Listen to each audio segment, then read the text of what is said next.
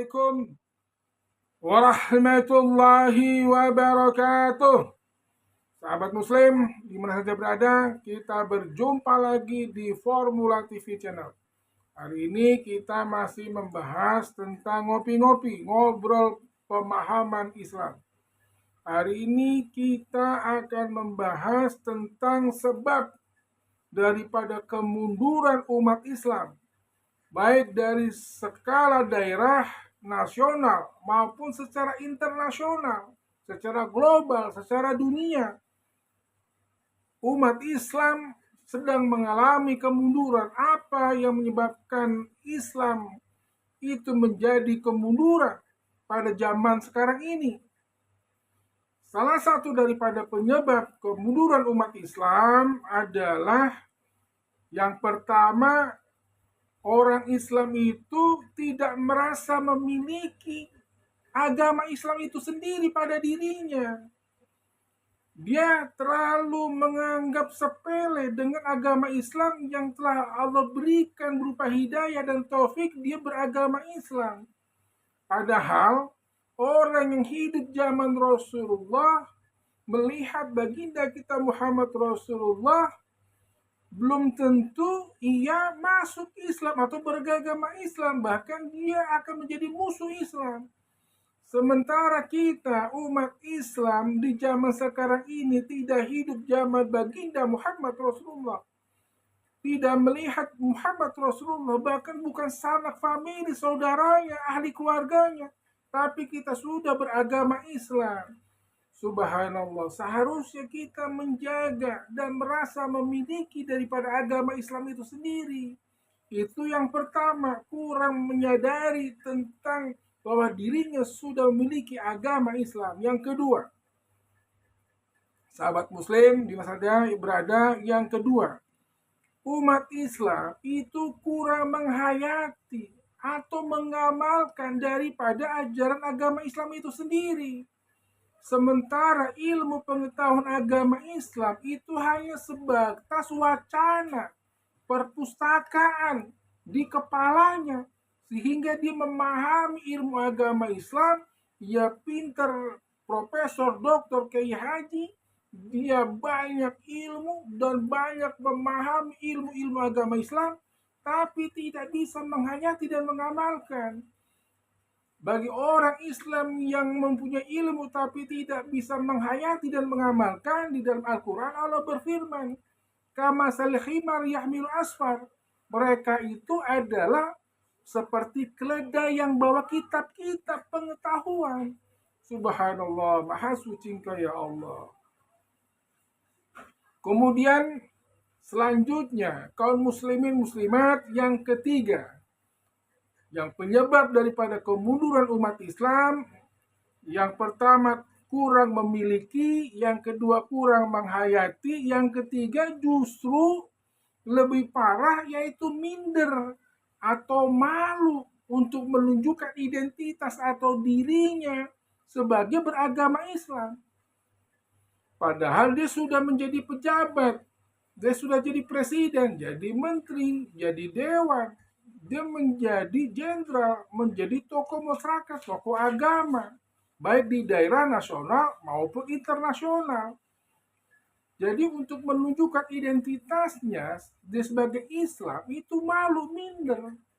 Subhanallah, maha suci Engkau ya Allah. Yang diucapkan adalah pada saat mereka terpilih menjadi pejabat kepemerintahan atau menjabat posisi di kemasyarakatan, saya ini adalah seorang gubernur, saya ini ada seorang anggota dewan, saya ini ada seorang bupati, saya ini ada seorang pejabat Kapolri. Jadi saya ini adalah sebagai dewan atau menteri yang kebetulan beragama Islam. Auzubillahi minasyaitonirrajim. Jadi Islam itu hanya sebagai kebetulan. Seharusnya kita harus tunjukkan saya ini adalah orang Islam dan kebetulan dipercaya menjabat sebagai presiden, sebagai wakil presiden, dan kebetulan sebagai menteri, sebagai anggota dewan. Jadi jabatan itu hanya sebatas kebetulan. Bukan agama Islam itu sebagai kebetulan. Saya ini pejabat yang kebetulan beragama Islam. Seharusnya kita balik. Saya ini pejabat, saya ini adalah orang Islam yang kebetulan dipercaya sebagai pejabat. Subhanallah, Maha Suci Engkau ya Allah. Dan tidak bisa dipungkiri, setiap orang menjabat, setiap orang melakukan sesuatu pasti ada dasar untuk membela atau berdakwah untuk penyebaran daripada agamanya. Subhanallah, Maha Suci Engkau ya Allah. Tapi anehnya setelah kita pensiun, barulah kita berpikir tentang agama Islam. Subhanallah. Auzubillahi minasyaitonirrajim. Bismillahirrahmanirrahim. Kita sudah tidak merasa memiliki agama Islam, kurang menghayati agama Islam, dan bahkan kita minder. Yang keempat adalah kemunduran umat Islam adalah cinta dunia, hubud dunia, dan takut mati.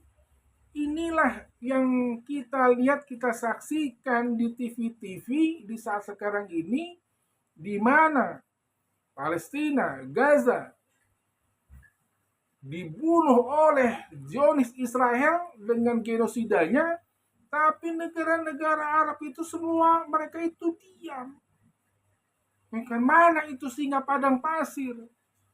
Mana itu para mujahid? Semua pada diam.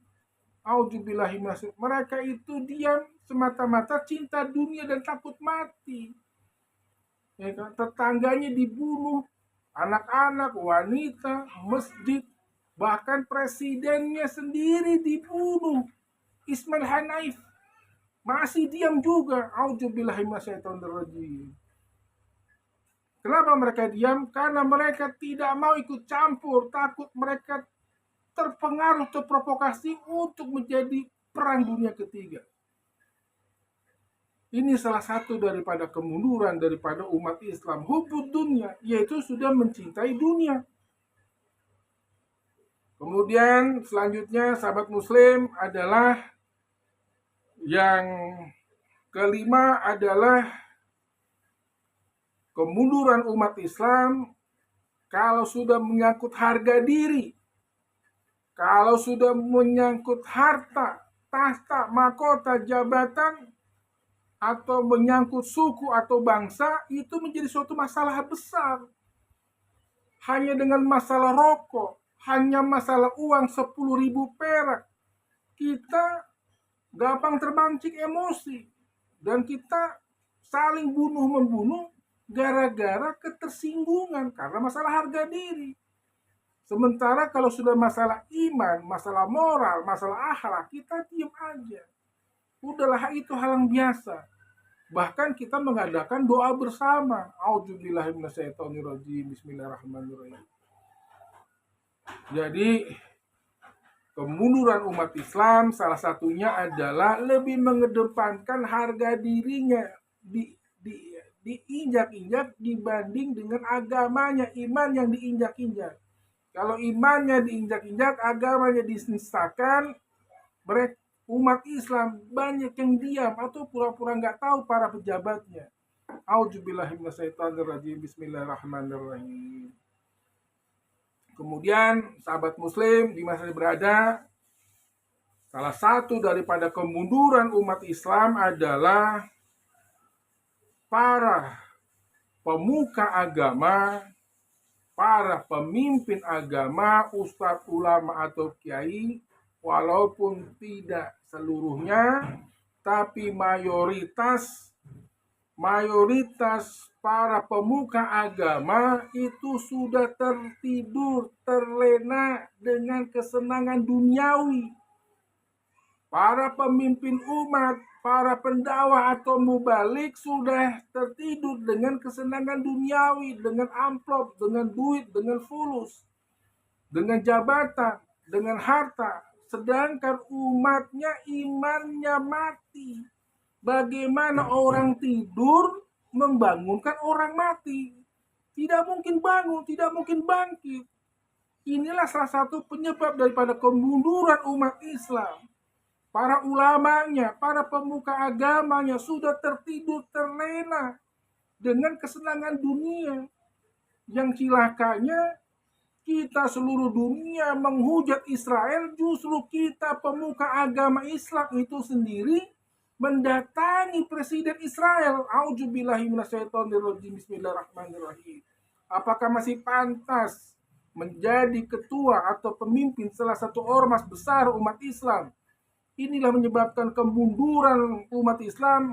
Umat Islam dipimpin oleh orang-orang yang munafik, orang yang zalim terhadap umat Islam itu sendiri. A'udzubillahi minasyaitonirrajim. Bismillahirrahmanirrahim.